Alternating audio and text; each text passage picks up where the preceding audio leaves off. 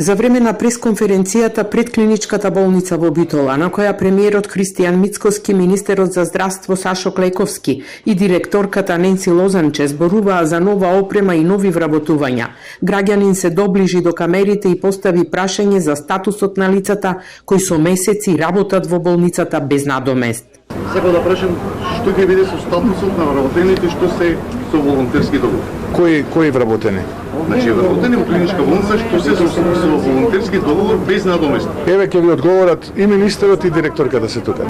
Станува збор за медицински и немедицински персонал, кој до јануари годинава беше ангажиран со договор на дело. Потоа, нивните договори се трансформираа во волонтерски, па веќе 8 месеци работат без паричен надомест. Побаравме да добиеме согласност за понатамошни договори или евентуално вработувања. Одговор немаме. Тие самите кои се подпишаа волонтерски договор остана овде, бидејќи сакаат да бидат. Така е, се согласувам. Значи нивна желба е да дојдат, а ние моравме правно да го регулираме статусот со некаков документ. Статусот не е регулиран. Знам, јас се надевам. Вработените што се со плата.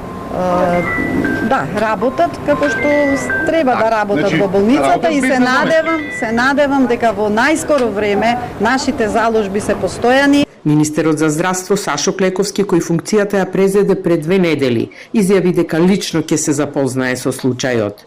Ќе преземам обврска да проверам и да јавам.